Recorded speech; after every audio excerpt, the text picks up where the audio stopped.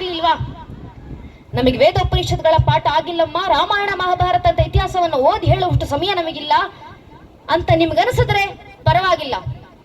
ಸಾಧ್ಯ ಆದ್ರೆ ಮನೆ ಮಕ್ಕಳಿಗೆ ಧರ್ಮ ಗ್ರಂಥಗಳ ಪರಿಚಯ ಮಾಡ್ಕೊಡಿ. ಆಗ್ಲಿಲ್ವಾ, ಕನಿಷ್ಠ ಪಕ್ಷ ವಾರಕ್ಕೆ ಒಂದು ದಿನ ಮನೆಯ ಮಕ್ಕಳನ್ನ ಕರ್ಕೊಂಡು ದೇವಸ್ಥಾನಕ್ಕೆ ಬನ್ನಿ, ದೇವಸ್ಥಾನದಲ್ಲಿ ಕೂರಿಸಿ ಮಕ್ಕಳ ಬಾಯಿಂದ ಭಜನೆಗಳನ್ನ ಹಾಡಿಸಿ ಸಾಕು, ಆ ಮಗುವಿನಲ್ಲಿ ತನ್ನಿಂತಾನೇ ಧರ್ಮ ಜಾಗೃತಿ ಆಗುತ್ತೆ.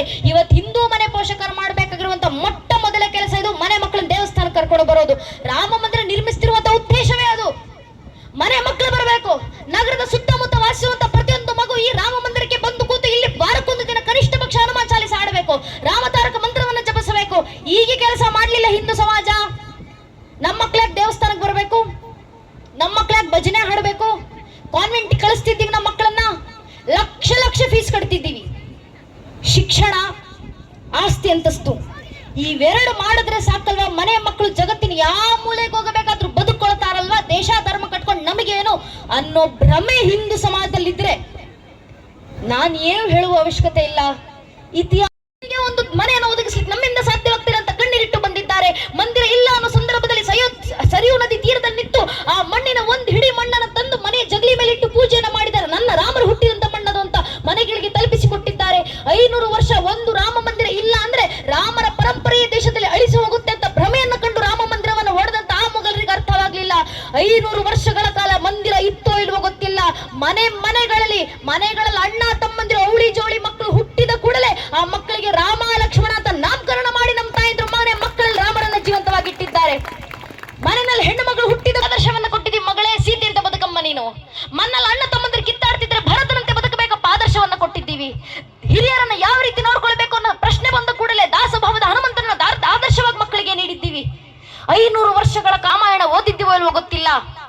ಓದಿದ್ರು ಓದದೇ ಇದ್ರು ರಾಮರೇ ಶಾಲೆಯ ಮೆಟ್ಟಲು ಹತ್ತಿದಿರುವಂತ ಒಬ್ಬ ಅಜ್ಜಿ ಹತ್ರ ಮುಂದೆ ನಿಂತು, ಹಳ್ಳಿಯ ಭಾಗದಲ್ಲಿ ಒಬ್ಬ ವೃದ್ಧೆ ಹತ್ರ ನಿಂತು, ತಾಯಿ ನಿನಗೆ ರಾಮರ ಗೊತ್ತಾ ಅಮ್ಮ ಅಂತ ಕೇಳಿದ್ರೆ ಶಬರಿಯಿಂದ ಹಿಡಿದು ಲಕ್ಷ್ಮಣನವರೆಗೂ ಇಡೀ ರಾಮಾಯಣದ ಇತಿಹಾಸವನ್ನು ನಮ್ಗೆ ಹೇಳ್ಕೊಡ್ತಾರೆ.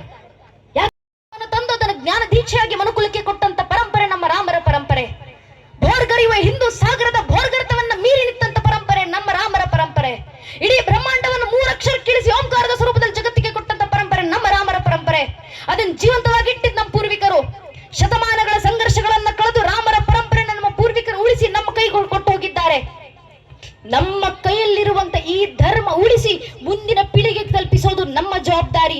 ಈಗ ಬರುವಂತ ಪ್ರಶ್ನೆ, ನಾವ್ ಹೇಗ್ ಧರ್ಮ ರಕ್ಷಣೆ ಮಾಡ್ಬೇಕು? ನಮ್ಮ ಕೈಯಲ್ಲಿ ಹೇಗ್ ಧರ್ಮ ರಕ್ಷಣೆ ಆಗುತ್ತೆ? ಪ್ರಶ್ನೆಗೆ ಉತ್ತರವನ್ನ ಯುಗಗಳ ಹಿಂದೆ ಕುರುಕ್ಷೇತ್ರದ ರಣರಂಗದಲ್ಲಿ ನಿಂತು ಅರ್ಜುನನ ಮೂಲಕ ಶ್ರೀಕೃಷ್ಣ ಪರಮಾತ್ಮ ಭಗವದ್ಗೀತೆ 4ನೇ ಅಧ್ಯಾಯದ 7ನೇ ಶ್ಲೋಕದಲ್ಲಿ ಇಡೀ ಹಿಂದೂ ಸಮಾಜಕ್ಕೆ ಕರೆ ಕೊಡ್ತಾರೆ. ಯದಾ ಯದಾ ಈ ಧರ್ಮಸ್ಯ ಗ್ಲಾನಿರ್ಭವತಿ ಭಾರತಃ ಅಭ್ಯುತ್ಥಾನಮ ಧರ್ಮಸ್ಯ ದದಾತ್ಮಾರ್ಜಾಮ್ಯಂ ಪರಿತ್ರಾಣಯ ಸಾಧುನ ವಿನಾಶ ದುಷ್ಕೃತ ಧರ್ಮ ಸಂಸ್ಥಾಪನಾರ್ಥಾಯ ಸಂಭವಾಮಿ ಯುಗೆ ಯುಗೆ.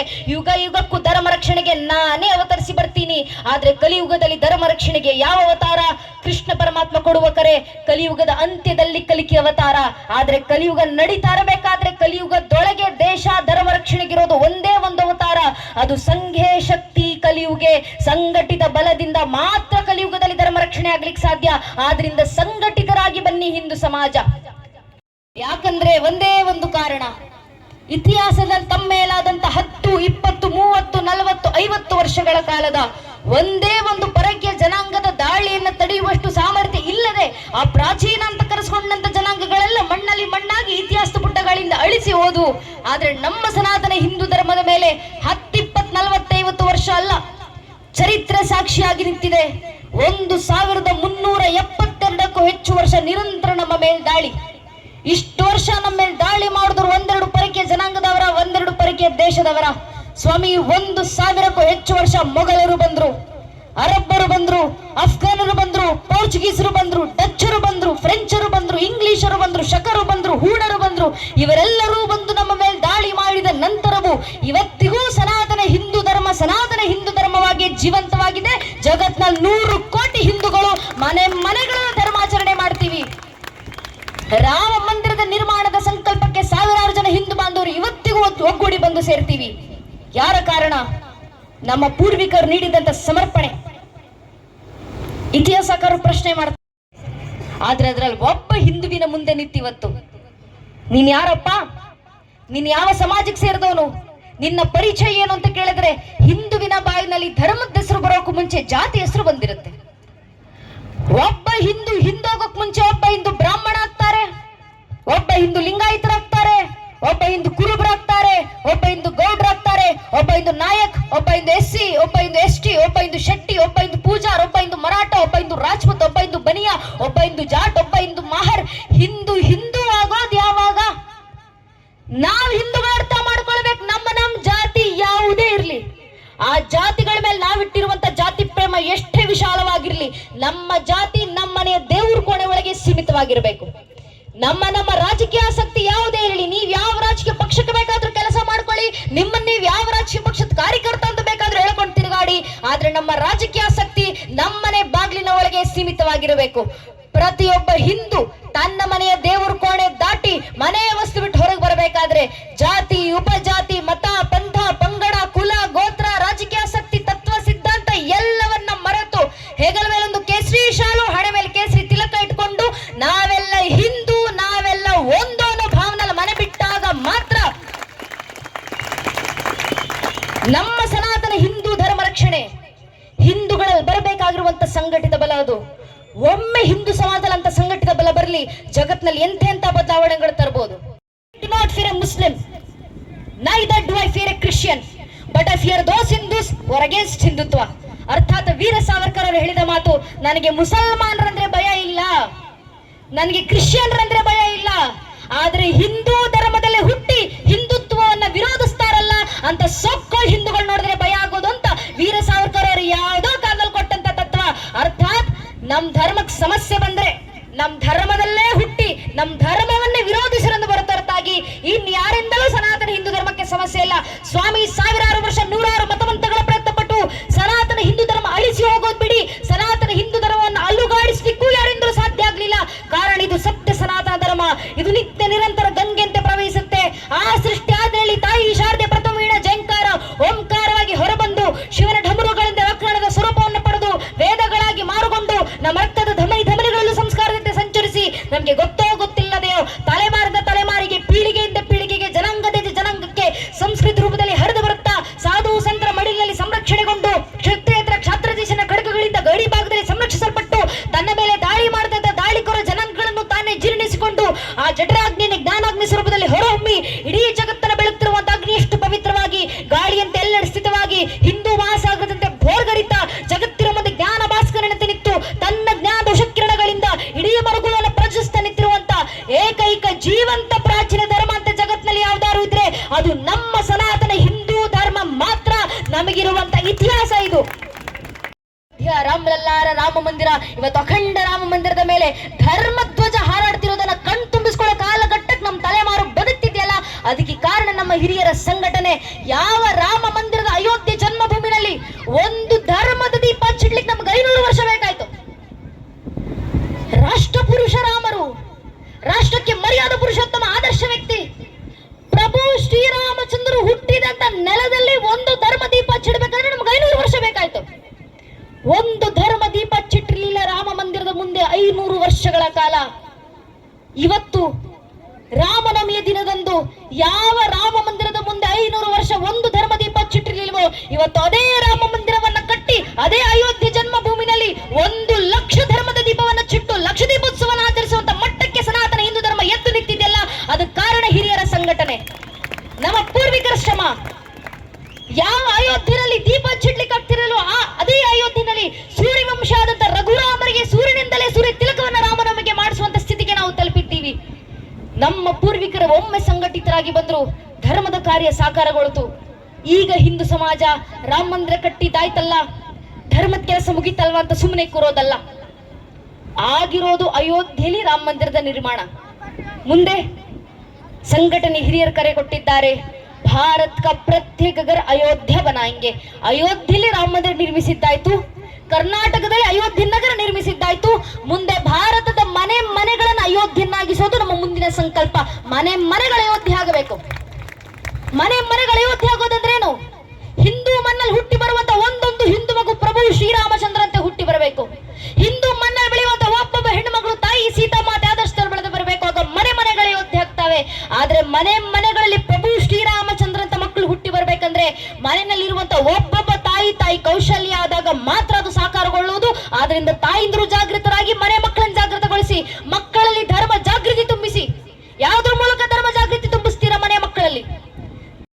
ಪುಟ್ಟ ಮಕ್ಕಳು, ಆ ಮಕ್ಕಳಿಗೋಸ್ಕರ ಮಾಡ್ತಿರುವಂತ ಕಾರ್ಯಕ್ರಮ ಇದು. ಆ ತಲೆಮಾರಿಗೋಸ್ಕರ ಮಾಡ್ತಿರುವಂತ ಧರ್ಮದ ಕೆಲಸ ಇದು. ಆ ಪೀಳಿಗೆಗೋಸ್ಕರ ಮಾಡ್ತಿರುವಂತ ಧರ್ಮದ ಕಾರ್ಯ ಇದು. ಜಾಗೃತವಾಗಬೇಕಾಗಿರೋದು ಆ ಪೀಳಿಗೆ ಮಕ್ಕಳು. ಯಾಕಂದ್ರೆ ವೈಚಾರಿಕ ದಾಳಿ ಆದ್ರೆ ಆಗೋದು ಅದೇ ಪೀಳಿಗೆ ಮಕ್ಕಳ ಮೇಲೆ. ಯಾವ ಮಟ್ಟದ ವೈಚಾರಿಕ ದಾಳಿ ಆಗುತ್ತೆ ಅಂದ್ರೆ, ನಮ್ಮ ತಂದೆ ನನಗೆ ಹೇಳಿದಂತ ಅವರ ಖುದ್ದು ಅನುಭವದ ಮಾತು. ನನ್ನ ತಂದೆ ರಿಕ್ಷಾ ಚಾಲಕರು, ಆಟೋ ಡ್ರೈವರ್. ನಮ್ಮಪ್ಪ ಇವತ್ತಿಗೂ ಬೆಂಗಳೂರಿನಲ್ಲಿ ವೃತ್ತಿಯಿಂದ ಆಟೋ ಓಡಿಸ್ತಾರೆ. ನಮ್ಮಪ್ಪ ನನಗೆ ಹೇಳಿದಂತ ಅವರ ಅನುಭವದ ಮಾತು. ಬೆಂಗಳೂರಿನಲ್ಲಿ ಕಾಲೇಜ್ಗೆ ಹೋಗುವಂತ ಮಕ್ಕಳು ನಗರಗಳಲ್ಲಿ ಹಣೆಗೆ ಕುಂಕುಮ ಹಚ್ಕೊಂಡು ಆಟೋ ಹತ್ತುತ್ತಾರೆ. ಆಟೋ ಹಿಡಿದು ಕಾಲೇಜ್ ಒಳಗೆ ಹೋಗೋಕ್ಕೂ ಮುಂಚೆ ಹಣೆನಲ್ಲಿರುವಂತ ಕುಂಕುಮ ಅಳಿಸ್ಕೊಂಡು ಆನಂತರ ಕಾಲೇಜ್ ಕ್ಯಾಂಪಸ್ ಒಳಗೆ ಕಾಲಿಡುತ್ತಾರೆ. ಯಾಕೆ? ನಮ್ಮದೇ ಮನೆ ಹಿಂದೂ ಮಕ್ಕಳಲ್ವಾ? ನಮ್ಮ ಮನೆ ಹಿಂದೂ ಹೆಣ್ಣು ಮಕ್ಕಳಲ್ವಾ? ನಮ್ಮ ಮನೆಯ ಮಕ್ಕಳಿಗೆ ಹಣೆ ಮೇಲೆ ಧಾರ್ಮಿಕ ಸಂಕೇತ ಧರಿಸಿ ಓಡಾಡ್ಲಿಕ್ಕೆ ಇವತ್ತು ಕೀಳಿರಿಮೆ. ನಮ್ಮನೆಯ ಮಕ್ಕಳಿಗೆ ನಾನೊಬ್ಬ ಹಿಂದೂ ಅಂತ ಜಗತ್ತಿನ ಮುಂದೆ ಸಾರಿ ಹೇಳ್ಕೊಳಕ್ಕೆ ಇನ್ಫೀರಿಯಾರಿಟಿ ಕಾಂಪ್ಲೆಕ್ಸ್. ಯಾಕಂದ್ರೆ ಆ ಮಕ್ಕಳ ಮೇಲೆ ವೈಚಾರಿಕ ದಾಳಿ ಆಗ್ತಿದ್ದಾವೆ. ತಪ್ಪು ನಮ್ಮನೆ ಮಕ್ಕಳದಲ್ಲವೇ ಅಲ್ಲ. ಏನಕ್ಕೆ ಹಣೆ ಕುಂಕುಮ ಇಡಬೇಕು ಅಂತ ಹೇಳ್ಕೊಡದೇ ಇರುವಂತ ಮನೆ ಪೋಷಕರ ತಪ್ಪು, ಮನೆ ಹಿರಿಯರ ತಪ್ಪು. ನಮ್ಮನೆ ಹೆಣ್ಮಕ್ಳಿಗೆ ಹೇಳ್ಕೊಡ್ಬೇಕು ನಾವು. ಏನಕ್ಕಮ್ಮ ಹಣೆ ಕುಂಕುಮ ಹಚ್ಚೋದು? ಕಾಟಾಚಾರಕ್ಕಲ್ಲ. ಮಾರ್ಕಂಡ ಋಷಿಮುನಿಗಳು ದೇವಿ ಭಾಗವತದಲ್ಲಿ ಬರೀತಾರೆ, ಶುಂಭರಿ ಶುಂಭ ಎಂಬ ಇಬ್ಬರು ರಾಕ್ಷಸರು ತಾಯಿ ಜಗನ್ಮಾತೆಯನ್ನು ಕೆಟ್ಟ ದೃಷ್ಟಿಯಿಂದ ನೋಡಿದಾಗ ತಾಯಿ ಜಗನ್ಮಾತೆ ಖುದ್ದು ಕ್ರೋಧಿತರಾಗಿ ಶಾಂಭವಿ ಅವತಾರಣ ತಾಳಿ ನಿಂತು ಶುಂಭರ ಸಂಹಾರವನ್ನ ಮಾಡಿ ಆ ರಾಕ್ಷಸ ರಕ್ತವನ್ನು ತೆಗೆದುಕೊಂಡು ತಾಯಿ ಜಗನ್ಮಾತೆ ತನ್ನ ಹಣೆಗಚ್ಕೊಂಡ್ರಂತೆ. ಅದರ ಸಂಕೇತವಾಗಿ ನಮ್ಮನೆ ಹೆಣ್ಮಕ್ಳು ಇವತ್ತಿಗೂ ಹಣೆ ಕುಂಕುಮ ಇಡ್ತಾರೆ. ಯಾಕೆ? ಎದುರಿಗೆ ಬರುವಂತ ಪುರುಷರಿಗೆ ಎಚ್ಚರಿಕೆಯನ್ನ ಕೊಡ್ಲಿಕ್ಕೆ. ಒಂದು, ನಿನ್ನ ತಾಯಿ ಸ್ಥಾನದಲ್ಲಿ ಜಗನ್ಮಾತೆ ಸ್ಥಾನದಲ್ಲಿ ಇಟ್ಟು ಆರಾಧಿಸು, ಗೌರವಿಸು. ಅಕಸ್ಮಾತ್ ಕೆಟ್ಟ ದೃಷ್ಟಿಯಿಂದ ನೋಡಿದ್ರೆ ಶುಂಭರಿಗೆ ಬಂದ ಪರಿಸ್ಥಿತಿ ನಿನಗೂ ಬರೋದು ಅಂತ ಎಚ್ಚರಿಕೆ ಗಂಟೆ ಕೊಡ್ಲಿಕ್ಕೆ ಹಿಂದೂ ಮನೆಯ ಒಬ್ಬೊಬ್ಬ ಹಿಂದೂ ಹೆಣ್ಮಗಳು ಜೀವಂತ ದುರ್ಗೆ ಅಂತ ಹೆಣಗಿ ಕುಂಕುಮ ಧರಿಸಿ ಓಡಾಡಬೇಕಂತ ಹಿರಿಯರು ಹಾಕಿಕೊಂಡ ಪದ್ಧತಿ ಪರಂಪರೆ. ಮನೆ ಹೆಣ್ಣು ಮಕ್ಕಳಾಗ್ಲಿ ಗಂಡು ಮಕ್ಕಳಾಗ್ಲಿ ಹಿಂದೂ ಧರ್ಮದಲ್ಲಿ ಹುಟ್ಟಿ ಶಿಖರಪುಂಜವಾಗಿ ಬೆಳಗ್ತಿದ್ದಂತ ಕಾಶ್ಮೀರ ಅದು. ಒಬ್ಬ ಕಾಶ್ಮೀರದ ಹಿಂದುವನ್ನ ಮುಂದೆ ನಿಲ್ಲಿಸ್ಕೊಂಡು ಕೇಳಿದ್ರೆ ತನ್ನ 25 ತಲೆಮಾರುಗಳನ್ನ ಕಂಠ ಪಾಠವಾಗಿ ಹೇಳಬಲ್ಲಂತ ವಿದ್ವತ್ತಿನ ಸಾಮರ್ಥ್ಯ ಕಾಶ್ಮೀರದ ಹಿಂದೂಗಳಿದೆ.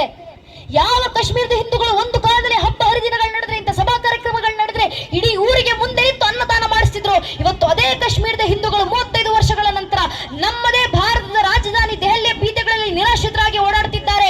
ಒಂದೊತ್ತಿನ ಗಂಜಿಗೋಸ್ಕರ ಲೈನ್ ನಲ್ಲಿ ನಿಲ್ಲುವಂತ ಪರಿಸ್ಥಿತಿ ಕಾಶ್ಮೀರದ ಹಿಂದೂಗಳಿಗೆ ಬಂದಿದೆ. ಯಾಕ ಪರಿಸ್ಥಿತಿ ಬಂತು ಕಾಶ್ಮೀರದ ಹಿಂದೂಗಳಿಗೆ? ಅವರಿಗೆ ಶಿಕ್ಷಣ ಕಡಿಮೆ ಆಗ್ಲಿಲ್ಲ, ಆಸ್ತಿ ಅಂತಸ್ತು ಕಡಿಮೆ ಆಗ್ಲಿಲ್ಲ, ಶತಮಾನಗಳಿಂದ ಪೂರ್ವಿಕರು ಮಾಡಿಟ್ಟಂತ ಸುಖ ಸುಪ್ಪತ್ತಿಗೆಯನ್ನು ಅನುಭವಿಸಿ ಬಂದಂತ ಕಾಶ್ಮೀರದ ಹಿಂದೂಗಳವರೆಲ್ಲ. ಕಾಶ್ಮೀರದ ಹಿಂದೂಗಳ ಕೊರತೆ ಆದದ್ದು ಏನಾಗಿದ್ರೆ ಎರಡೇ, ಒಂದು ಧರ್ಮ ಸಂಘಟನೆ, ಮತ್ತೊಂದು ಧರ್ಮ ಜಾಗೃತಿ. ಈ ಎರಡರ ಕೊರತೆ. ಪರಿಸ್ಥಿತಿ ಕಾಶ್ಮೀರದ ಹಿಂದೂಗಳದ್ದು ಏನಾಗಿದೆ ನಾವೇ ಜೀವಂತ ಸಾಕ್ಷಿಯಾಗಿ ನೋಡ್ತಿದ್ದೀವಿ. ಇದೇ ಭ್ರಮೆ, ಇದೇ ಆಲೋಚನೆ, ದೇಶ ಧರ್ಮ ಕಟ್ಕೊಂಡು ನನಗೇನು, ನಮ್ಮ ಮಕ್ಕಳಿಗೇನು, ನಮ್ಮ ಪಾಡಿಗೆ ನಾವು ಸುಖವಾಗಿದ್ದೀವಲ್ಲ ಅನ್ನೋ ಭ್ರಮೆ ಹಿಂದೂ ಸಮಾಜದಲ್ಲಿ ಇದ್ದಿದ್ರಿಂದಲೇ 500 ವರ್ಷಗಳಿಂದ ಇದೇ ಹಿಂದೂ ಸಮಾಜ ಜಾವ ಬಿಟ್ಟು ಬರಬೇಕಾದಂತ ಪರಿಸ್ಥಿತಿ ಬಂತು. 300 ವರ್ಷಗಳಿಂದ ಆಗ್ನೇಯ ಏಷ್ಯಾ ಬಿಟ್ಟು ಬಂದ್ರಿ, 100 ವರ್ಷಗಳಿಂದ ತಕ್ಷಶಿಲಾ ಬಿಟ್ಟು ಬಂದ್ರಿ, 80 ವರ್ಷದಿಂದ ಬರ್ಮಾ ಬಿಟ್ಟು ಬಂದ್ರಿ, 78 ವರ್ಷದಿಂದ ಪಾಕಿಸ್ತಾನ ಬಿಟ್ಟು ಬಂದ್ರಿ, 40 ವರ್ಷದಿಂದ ಬಾಂಗ್ಲಾದೇಶ ಬಿಟ್ಟು ಬಂದ್ರಿ, 35 ವರ್ಷದಿಂದ ಕಾಶ್ಮೀರ ಬಿಟ್ಟು ಬಂದ್ರಿ. ಇಷ್ಟೆಲ್ಲ ಆದ ನಂತರವೂ ಹಿಂದೂ ಸಮಾಜ ಜಾಗೃತವಾಗ್ಲಿಲ್ಲ ಅಂದ್ರೆ ಇನ್ನು 20-25 ವರ್ಷದಲ್ಲಿ ಕೇರಳ ಬಿಡುವಂತ ಪರಿಸ್ಥಿತಿ ಬರುತ್ತೆ, 30-35 ವರ್ಷದಲ್ಲಿ ವೆಸ್ಟ್ ಬೆಂಗಾಲ್ ಬಿಡುವಂತ ಪರಿಸ್ಥಿತಿ ಬರುತ್ತೆ, 40-45 ವರ್ಷದಲ್ಲಿ ಅಸ್ಸಾಂ ಬಿಡುವಂತ ಪರಿಸ್ಥಿತಿ ಬರುತ್ತೆ. ಬಿಟ್ಟು ಎಲ್ಲಿಗೆ ಹೋಗ್ತೀರಾ ಹಿಂದೂ ಸಮಾಜ? ಜಗತ್ತಿನಲ್ಲಿರುವಂತ 200 ಕೋಟಿ ಕ್ರೈಸ್ತರು ಬಹುಸಂಖ್ಯಾತರಿರುವಂತ 125 ದೇಶಗಳಿದ್ದಾವೆ. 170 ಕೋಟಿ ಸುನ್ನಿಗಳು ಬಹುಸಂಖ್ಯಾತರಿರುವಂತ 60 ದೇಶಗಳಿದ್ದಾವೆ. 40 ಕೋಟಿ ಶಿಯಾಗಳು ಬಹುಸಂಖ್ಯಾತರಿರುವಂತ 4 ದೇಶಗಳಿದ್ದಾವೆ. 60 ಕೋಟಿ ಬೌದ್ಧರು ಬಹುಸಂಖ್ಯಾತರಿರುವಂತ 6 ದೇಶಗಳಿದ್ದಾವೆ. ಒಂದೇ 1 ಕೋಟಿ ಜನಸಂಖ್ಯೆ ಇರುವಂತ ಯಹೂದಿಗಳು ಬಹುಸಂಖ್ಯಾತರಿರುವಂತ ಅವರದೇ ಒಂದು ದೇಶ ಇದೆ, ಇಸ್ರೇಲ್. ಆದ್ರೆ ಜಗತ್ತಿನಲ್ಲಿರುವಂತ 100 ಕೋಟಿ ಹಿಂದೂಗಳಿಗಿರೋದು ಒಂದೇ ಒಂದು ರಾಷ್ಟ್ರ, ಅದು ನನ್ನ ದೇಶ ಭಾರತ ಮಾತ್ರ. ಅರ್ಥಾತ್ ಭಾರತ ಬಿಟ್ಟರೆ ನಮಗೆ ಬೇರೆ ನೆಲೆ ಇಲ್ಲ. ಇವತ್ತು ಧರ್ಮಸಭೆ ಆಯೋಜನೆ ಮಾಡಿದ್ದೀವಿ, ನಗರ ಉದ್ಘಾಟನೆ ಮಾಡಿ ಸುಮ್ಮನೆ ಬಿಡ್ಬೋದಿತ್ತಲ್ವಾ? ಅದಕ್ಕೊಂದು ಅಯೋಧ್ಯೆ ನಗರ ಅಂತ ನಾಮಕರಣ, ಅಲ್ಲೊಂದು ರಾಮ ಮಂದಿರದ ನಿರ್ಮಾಣ, ಆ ಭೂಮಿ ಪೂಜೆ ಹೆಸರಲ್ಲಿ ಸಾವಿರಾರು ಹಿಂದೂ ಜನ ಸಂಘಟನೆ, ಅದಕ್ಕೊಂದು ಧರ್ಮಸಭೆ ಸಂತರಣ ವರಣ್ಯರನ್ನ ಕರೆದು ಯಾಕೆ? ಯಾರಿಗೋಸ್ಕರ ಮಾಡ್ತಿರುವಂತ ಧರ್ಮ ಜೀವಂತವಾಗಿ ಇಟ್ಟಿರೋದು. ನಿನ್ನೆ ಮೊನ್ನೆ ಹುಟ್ಟಿದಂತ ಜನಾಂಗಗಳು ಕಣ್ಮರೆಯಾಗಿ ಹೋಗಿದ್ದಾವೆ, ಪ್ರಾಚೀನ ಅಂತ ಕರೆಸ್ಕೊಂಡವೆಲ್ಲ ಅಳಿಸಿ ಹೋಗಿದ್ದಾವೆ. ಇದೊಂದು ಸನಾತನ ಹಿಂದೂ ಧರ್ಮ ಆದ್ಯಂತ ರಹಿತವಾಗಿ ಬದುಕ್ತಾ ಇತಿಹಾಸಕಾರರು ಪ್ರಶ್ನೆ ಮಾಡಿ ಕೊನೆಗೊಂದು ದಿನ ಆದ್ಯಂತ ರಹಿತವಾದ ಸನಾತನ ಧರ್ಮದ ಚರಿತ್ರೆಯನ್ನು ಹೆಕ್ಕಿ ತೆಗೆದು ಕೊನೆಗೊಂದು ದಿನ ಕನ್ಕ್ಲೂಷನ್ ಅನ್ನು ಕೊಡ್ತಾರೆ. Hinduism is not A living tradition because of there text. It is not a living tradition because of their knowledge system. Is it not because of their pride? It is not because of their glory. Rather, Hinduism is a living tradition because of their practices and rituals. ಸನಾತನ ಹಿಂದೂ ಧರ್ಮವನ್ನು ಜೀವಂತವಾಗಿ ಇಟ್ಟಿರೋದು ಅವರ ಜ್ಞಾನ ಪರಂಪರೆ ಅಲ್ಲ, ಅವರ ಗ್ರಂಥಗಳೆಲ್ಲ, ಕೃತಿಗಳೆಲ್ಲ, ಹಾಡುಗಳೆಲ್ಲ. ಸನಾತನ ಧರ್ಮವನ್ನು ಜೀವಂತವಾಗಿ ಇಟ್ಟಿರೋದು ಅವರು ಇಷ್ಟು ವರ್ಷಗಳ ಕಾಲ ದೇವಸ್ಥಾನದ ಹಿಂದೆ ಹಿಡಿದು ಮನೆಗಳವರೆಗೂ ಆಚರಿಸಿಕೊಂಡು ಬಂದಿರುವಂತಹ ಪದ್ಧತಿ ಮತ್ತು ಆಚರಣೆಗಳು ಸನಾತನ ಧರ್ಮವನ್ನು ಜೀವಂತವಾಗಿ ಇಟ್ಟಿರೋದು. ಇದಕ್ಕೆ ಜೀವಂತ ಸಾಕ್ಷಿ ರಾಮ ಮಂದಿರ. ಆ ಈಜಿಪ್ಷಿಯನರು ಕಟ್ಟಿದಂತ ಪಿರಮಿಡ್ಗಳು ಸ್ತಬ್ಧವಾಗಿ ನಿಂತಿದ್ದಾವೆ. ನಮ್ಮ ಪೂರ್ವಿಕರು ನಿರ್ಮಿಸಿದಂತ ಕಾಶಿ ವಿಶ್ವನಾಥ ಮಂದಿರದಲ್ಲಿ ಇವತ್ತಿಗೂ ಜೈಂಕಾರಗಳು ಕೇಳಿ ಬರ್ತಾವೆ, ಶಂಖನಾದಗಳು ಮುಳುಗ್ತಾವೆ. ಆ ರೋಮನರು ನಿರ್ಮಿಸಿದಂತ ಸಾಮ್ರಾಜ್ಯಗಳು ಪತನವಾಗಿ ಮಣ್ಣಲ್ಲಿ ಮಣ್ಣಾಗಿ ಹೋಗಿದ್ದಾವೆ. ಆದರೆ ನಮ್ಮ ಪೂರ್ವಿಕರು ನಿರ್ಮಾಣ ಮಾಡಿದಂತ ಒಂದು ಸೋಮನಾಥ ಮಂದಿರವನ್ನ ಒಮ್ಮೆ ಧ್ವಂಸಗೊಳಿಸಿದ್ರು ನಾವು 2ನೇ ಬಾರಿ ಕಟ್ಟಿದ್ವಿ, 3ನೇ ಬಾರಿ ನಾಶ ಮಾಡಿದ್ರು, 4ನೇ ಬಾರಿ ನಿರ್ಮಾಣ ಮಾಡಿ ನಿಲ್ಲಿಸಿದ್ವಿ. 17 ಬಾರಿ ಸೋಮನಾಥ ಮಂದಿರವನ್ನ ನಾಶ ಮಾಡಿದ ನಂತರವೂ 18 ಬಾರಿ ಸೋಮನಾಥ ಮಂದಿರವನ್ನು ಪುನಃ ಪ್ರತಿಷ್ಠಾಪನೆ ಮಾಡಿ ಇವತ್ತಿಗೂ ಜೀವಂತವಾಗಿ ಇಟ್ಟಿದ್ದೀವಿ. ಸೋಮನಾಥ ಮಂದಿರ ಅಲ್ಲಿ ಗಂಟೆಯ ಜಾಗಟೆಗಳ ಸದ್ದು ಜೈಂಕರಿಸ್ತವೆ. ಗ್ರೀಕರು ಕಟ್ಟಿದಂತ ಸಾಮ್ರಾಜ್ಯಗಳು ಅಳಿಸಿ ಹೋದವು. ಅವರು ಆರಾಧಿಸಿದಂತ ದೇವರುಗಳನ್ನ ಡೆಡ್ ಗಾಡ್ಸ್ ಅಂತ ಕರೀತಾರೆ. ಗ್ರೀಕರು ಮಾತಾಡ್ತಿದ್ದಂತ ಭಾಷೆನ ಡೆಡ್ ಲ್ಯಾಂಗ್ವೇಜ್ ಅಂತ ಕರೀತಾರೆ. ಗ್ರೀಕರ ಜನಾಂಗವನ್ನ ದಿ ಡೆಡ್ ಸಿವಿಲೈಸೇಷನ್ ಅಂತ ಕರೀತಾರೆ. ಆದ್ರೆ ನಮ್ಮ ಪೂರ್ವಿಕರು ನಿರ್ಮಾಣ ಮಾಡಿದಂತ ಒಂದು ರಾಮ ಮಂದಿರ ಯುಗಗಳ ಹಿಂದೆ ನಿರ್ಮಾಣಗೊಂಡದ್ದು ಸ್ವಾಮಿ. ಕಲಿಯುಗಕ್ಕೂ 2 ಯುಗಗಳ ಹಿಂದೆ ನಿರ್ಮಾಣಗೊಂಡಂತ ಒಂದು ರಾಮ ಮಂದಿರವನ್ನ ಒಮ್ಮೆ ನಾಶ ಮಾಡಿದ್ರು, ನಾವು 2ನೇ ಬಾರಿ ಕಟ್ಟಿದ್ವಿ. 3ನೇ ಬಾರಿ ನಾಶ ಮಾಡಿದ್ರು, ಮತ್ತೊಮ್ಮೆ ನಿರ್ಮಾಣ ಮಾಡಿಟ್ಟಿವಿ. 500 ವರ್ಷಗಳ ಕಾಲ ರಾಮ ಮಂದಿರ ಒಡೆದಾಗಲೂ ನಮ್ಮ ಪೂರ್ವಿಕರ ಅಯೋಧ್ಯೆಗೆ ಹೋಗಿದ್ದಾರೆ, ಪರಿಕ್ರಮ ಮಾಡಿ ಬಂದಿದ್ದಾರೆ. ರಾಮ ಮಂದಿರದ ಬಾಗಿಲು ಮುಚ್ಚಿರಬೇಕಾದ್ರೂ ನಮ್ಮ ಪೂರ್ವಿಕರ ಅಯೋಧ್ಯೆಗೆ ಹೋಗಿದ್ದಾರೆ, ಪರಿಕ್ರಮ ಮಾಡಿ ಬಂದಿದ್ದಾರೆ. ರಾಮ ಮಂದಿರವನ್ನು ತೆರವುಗೊಳಿಸಿದಾಗಲೂ ನಮ್ಮ ಪೂರ್ವಿಕರ ಅಯೋಧ್ಯೆಗೆ ಹೋಗಿದ್ದಾರೆ, ಪರಿಕ್ರಮ ಮಾಡಿ ಬಂದಿದ್ದಾರೆ. ರಾಮ ಮಂದಿರದ ಬಾಗಿಲು ಹೊಡೆದಾಗಲೂ ನಮ್ಮ ಪೂರ್ವಿಕರ ಅಯೋಧ್ಯೆಗೆ ಹೋಗಿದ್ದಾರೆ, ಪರಿಕ್ರಮ ಮಾಡಿ ಬಂದಿದ್ದಾರೆ. ಅಲ್ಲಿ ಮಂದಿರವೇ ಇಲ್ಲ ಅನ್ನೋ ಸಂದರ್ಭದಲ್ಲಿ ನಮ್ಮ ಪೂರ್ವಿಕರ ಅಯೋಧ್ಯೆಗೆ ಹೋಗಿದ್ದಾರೆ, ಪರಿಕ್ರಮ ಮಾಡಿ ಬಂದಿದ್ದಾರೆ.